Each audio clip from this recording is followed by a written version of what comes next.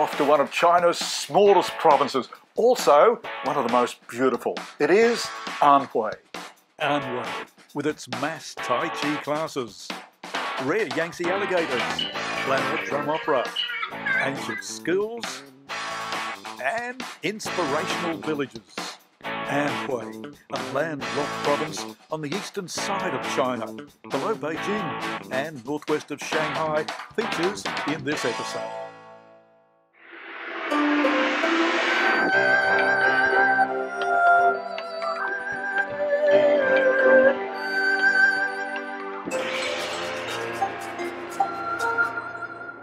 So, we're off to Anhui. Well, unfortunately I'm not.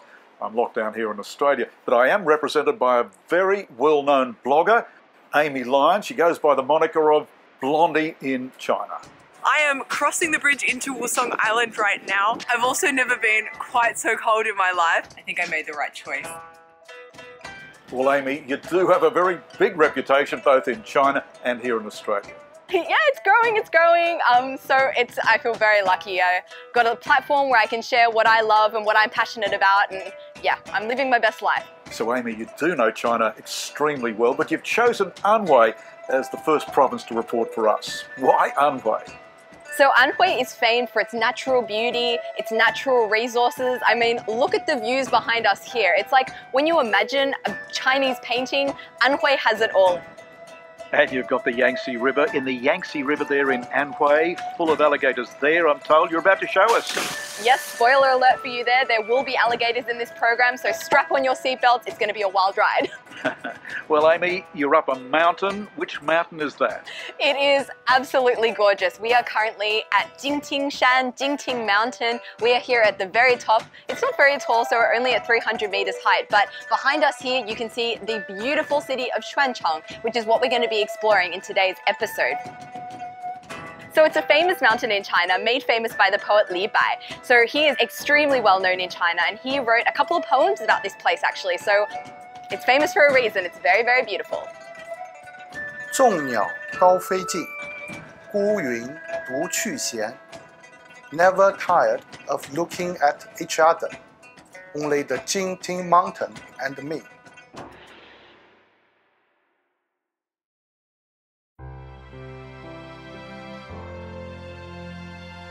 Well, we've come off that mountain of poetry now to the city below, Shenzhen.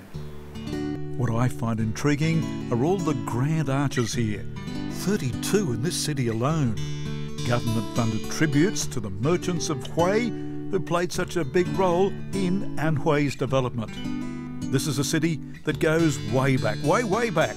Archaeological digs show it was first settled some 4,000 years ago.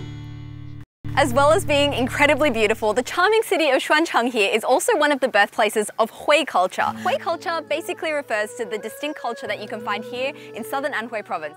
And what a culture! It's a culture that has blossomed into daily displays of Tai Chi. What a display Amy has happened on today. 30 practitioners dressed splendidly in the all-white Tai Chi uniform. This Chinese martial art of Tai Chi is colloquially known as shadow boxing and practiced for strengthening mind and body.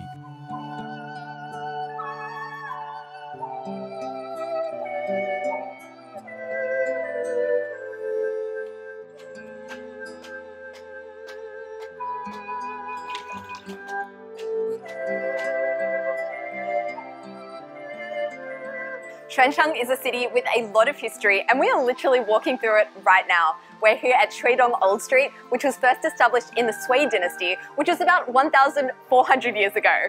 Tridong Old Street here is the perfect place to appreciate some classic examples of southern Anhui residential buildings. Many of those buildings were built in the Ming and Qing dynasties. And judging by the height of this stone here in the entranceway, the owner was someone of quite some status because it's quite high. The higher the stone, the higher the status. You can remember that. What distinguishes this Hui architecture is the detailed woodwork. The ancient art of sculpting that wood is still practiced today. It is so cool to see the progression of this wood carving from the massive trunk as it goes to, you know, more of a drawing, into more and more of a carving, adding some depth over here, and then the final product is absolutely amazing. 香樟木的要取这个木材的这个1米以上的这个木头。 The wood we use is camphor wood. We work with the first meter of camphor wood. That first meter is the hardest to work with, but it's also the strongest part of the timber. 容易变形。取这个1米以上的这一节。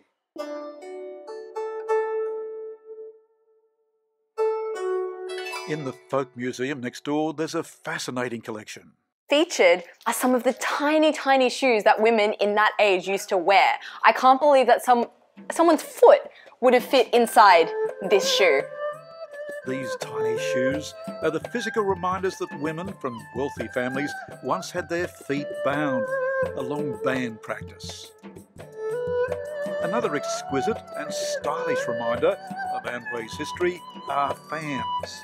Today Amy has discovered a shop that specialises in traditional Chinese folding fans, and she's inspired to buy one for an upcoming operatic performance.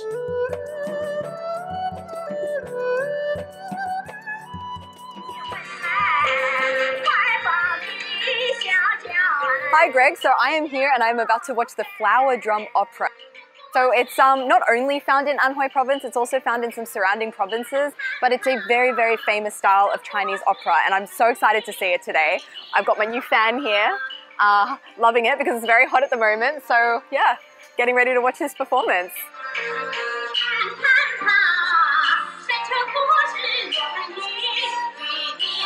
So I'm told it's a very earthy form of opera. Yes, and it's also based around themes of daily life, like working in the fields and family life, so it concerns topics related to daily life. It's a style of opera that was born in the countryside and today still resonates with the locals in Anhui. On a very wide stage, the performance has two showpieces. The opera singers on one side and on the other, the accompanying instruments, horns, pipes, drums and gongs. Founder of this operatic troupe is Rainbow Zhu. We are all local folk artists who love this opera. I've always been a fan. It's an art form that has been evolving since it was first performed more than 200 years ago and is these days backed by more than 300 melodies. 我呢，一生呢就爱好玩话文戏，一生我为了把我写的剧本能够推向。 In order to bring my written opera to a bigger market and be loved and accepted by bigger audiences, most of my stories are related to the local culture. That's the reason I founded this opera troupe. 太好了。 The Flower Drum Opera, bringing folk legends to life.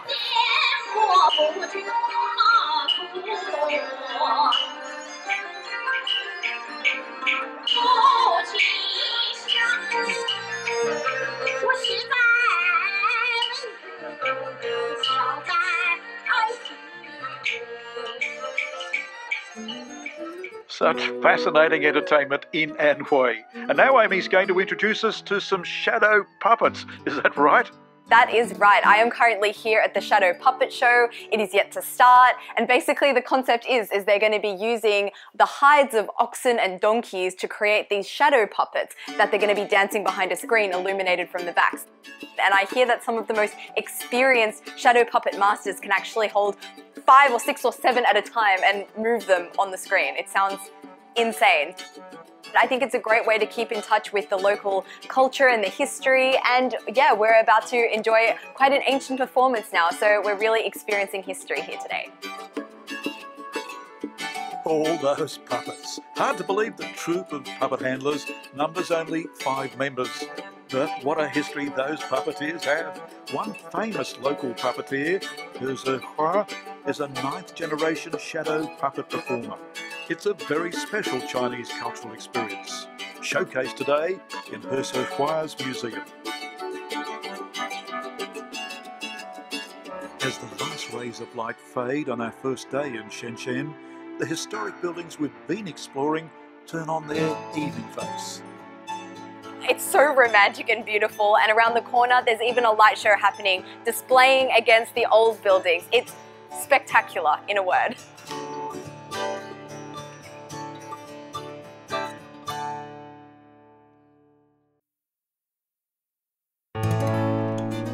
One prominent feature of Shenzhen is a tributary to the Yangtze River. The Yangtze is the longest river in Asia, and it's certainly played a vital role in the economy, history and culture of China.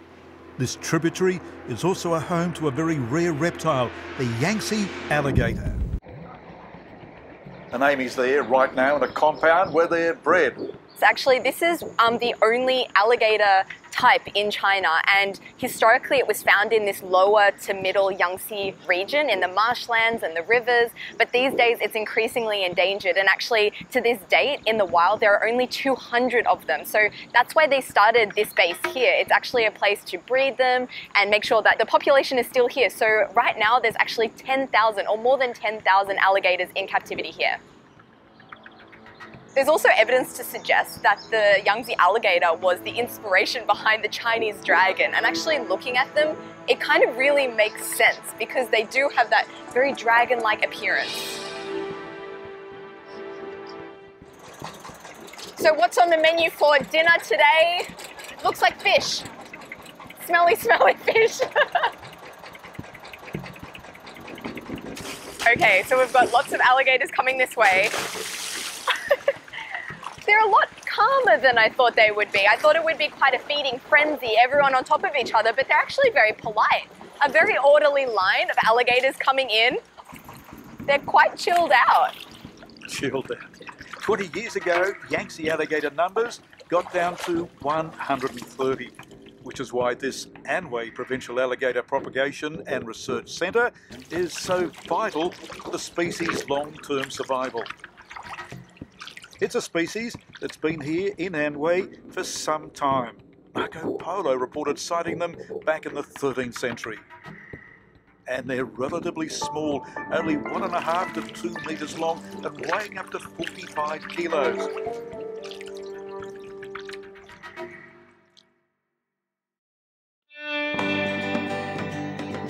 Our grand journey of discovery in Anhui Province is taking us way south, along a road known as the Sichuan-Tibet line.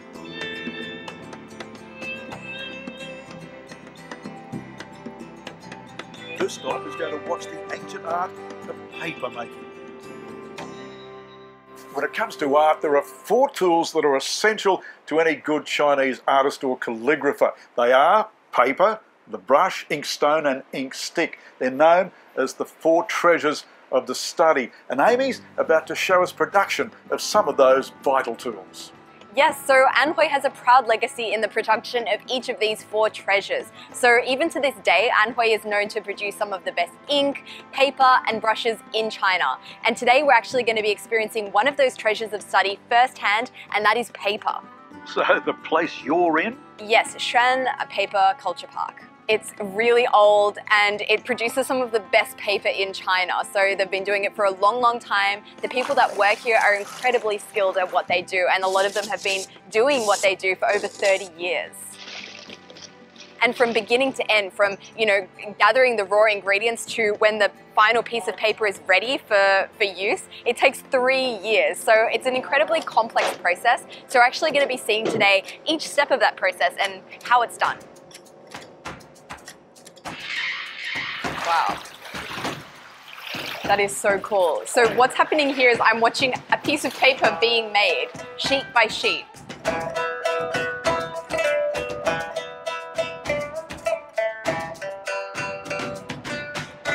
Oh my goodness, so that's 108 steps that go into making this paper. This is the very last step, cutting off the offcuts. And every single step of this paper making process has its own experts to learn how to do these very, very specific steps. So this lady here has been doing this for 20 years. The 4 treasures also include the ink stone and the ink stick. As we watch the ink stone being crafted, we learn that it is traditional Chinese stationery used for grinding and carrying the ink. This procedure has evolved from a rubbing tool used for rubbing dyes, a practice that dates back some 1,000 years. Armed with that paper and ink, it's the job of a skilled calligrapher to bring it all together. This is really cool. This is some of the best paper, brushes, ink and inkstone that you can find in China, and it's all from this city. And I'm using it right now, all at the same time. The calligraphy brushes have been made here in Anhui, a province that is renowned for all aspects of this ancient Chinese gem.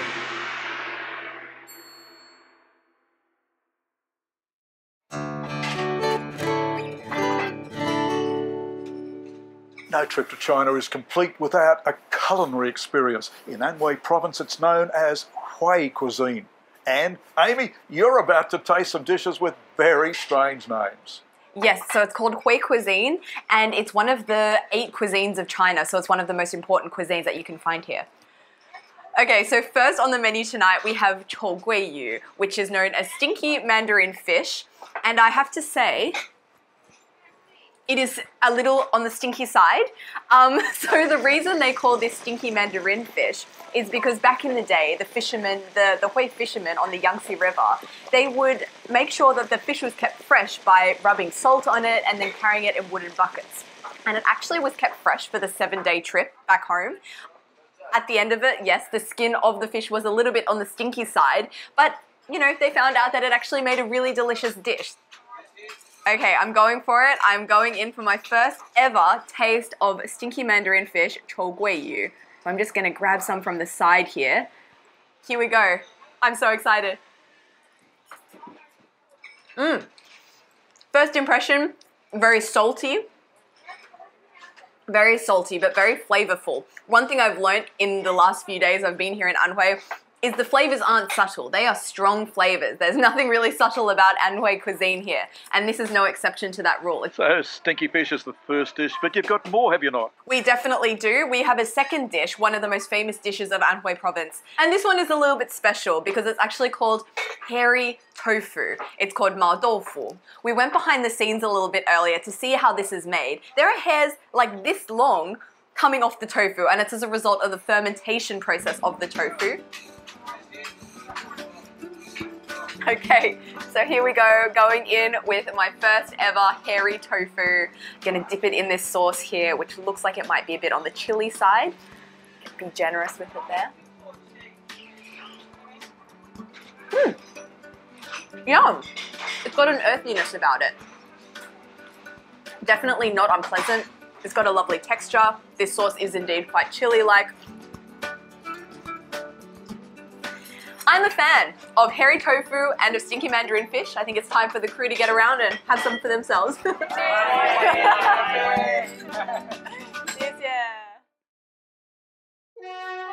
Southern Anhui is famous for its traders.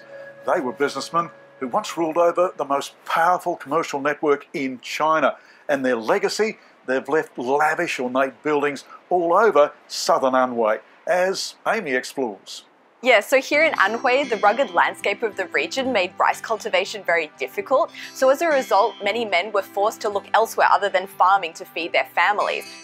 Many young men had no choice but to look into becoming a merchant in order to support their families. Vast wealth was achieved, and these beautiful villages in southern Anhui remain.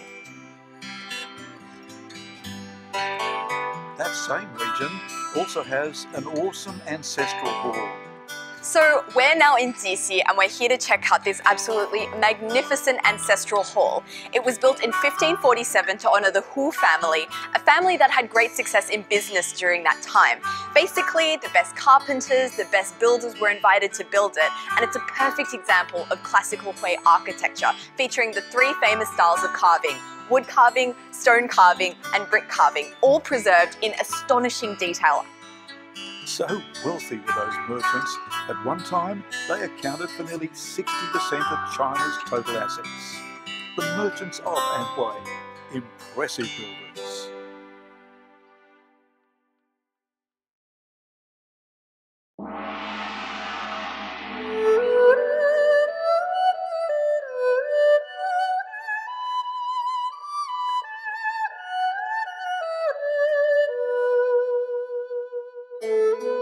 travelling still further south now into a town that's been described as the most spectacular in all of China. It is Huangshan.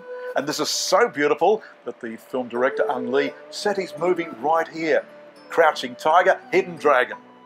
This place is consistently one of the most scenic places to see in the whole of China. So we're here now, and it's kind of obvious why this place is on that list. It's absolutely stunning. There's water, there are bridges, you've got that whitewashed architecture that is just like so representative of this region. Amy, tell me about tourists. It obviously must be a great tourist attraction, and yet people still live in this village. It's a functioning village, is it not? Yes, it's still a functioning village. There are still people that live here. At the moment, actually, we have like about 100, 200 students that are lining the banks of the river here painting. So yeah, they get like I heard that they have like a week-long ticket that they can come in and out for a week, paint, learn, sit, enjoy. Sounds like a pretty nice week to me. So it really is a dream for those students painting there right now. Well, yeah, it really is. It's actually often been called like the painter's village. It's a place that often appears in paintings and artworks through the centuries. So yeah, it's very appropriate that all these students have come here today to paint it. Time now to explore the narrow alleys of Huangshan. Culturally, this is an extremely important place. Its history dates back some 900 years, in which time it served as the birthplace of Hui culture. Time to take all that in with a cup of tea. I love my tea, and one thing I've been really keen to check out here in the area is the local tea, which is Maofong Tea, and it's actually grown on the slopes of Huangshan Mountain. So that's what we're about to try now. Inside, Amy meets the tea shop owner, Shu. This tea is one of the specialties from the district, which has many famous teas, the most famous one being the one with the longest history. So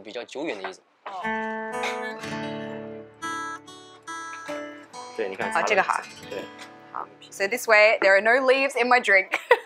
Okay.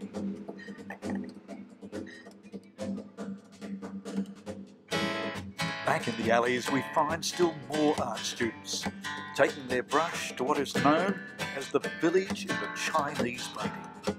It's here that Amy finds a much stronger drink. So I actually know this place. I've seen it on a program called A Bite of China. It's very, very famous. It makes like a rice wine, and I reckon we go and try some. Yeah, Amy's in the Wang Tavern with the owner, Huangshan. This rice wine has three big functions. First one is to make you beautiful. Secondly, it's good for your skin. And thirdly, it's really good for pregnant women. Really?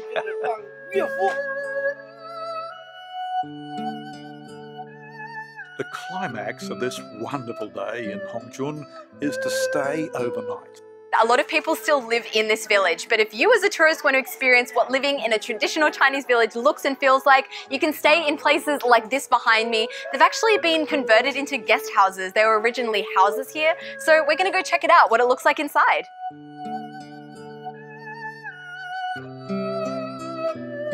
To sleep in a place like this that has so much history and atmosphere is something very special. And to wake next day is another opportunity to explore. Oh, here's something that's a bit more up my alley. One of my favorite Chinese street snacks, roast chestnuts. They've got two different types, this one and this one.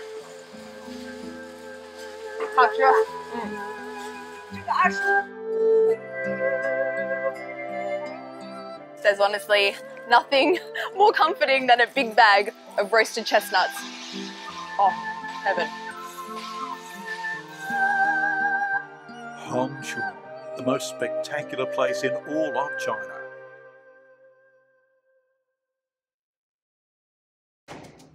We began this Anhui special on one mountain, that was the Mountain of Poetry, Mount Jingting, and we're ending on another famous mountain, that's the Yellow Mountain, Mount Huangshan. Now Amy, you do have memories from a previous experience, do you not?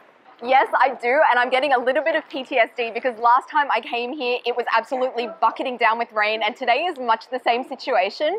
We are about to get on our cable car, and I'm hoping our views are going to be very, very scenic. We haven't gotten on the cable car quite yet, but from this vantage point, it looks like the cable car is about to enter a lot of clouds and hopefully come out the other side with beautiful blue skies. So you really wouldn't want to be scared of heights doing this. I am not scared of heights, but even my stomach is dropping.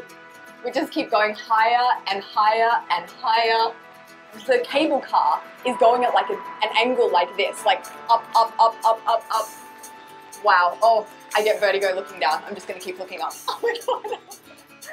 But the blue skies like this that Amy was hoping for just don't eventuate today, because this is what she would have seen on tape. Many wonder it's been labelled as the most fantastic mountain under heaven. Unfortunately today the elements are against us. Too cloudy to take in the stunning views and just too steep to summit the 1 million travellers who come here every year. Okay, so if you can't walk to the summit, there's another option available to you, and that is being carried in like this. So it actually costs 700 renminbi for 5 kilometers. 你觉得舒服吗? He says it's comfortable.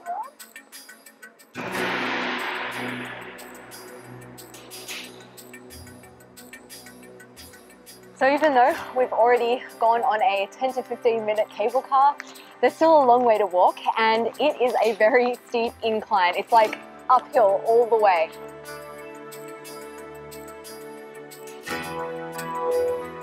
So one thing you'll see a lot of here at Huangshan are these love locks. They line pretty much every walkway, and it's basically a wish for health, prosperity, happiness, good luck, and I guess that's why there are so many of them.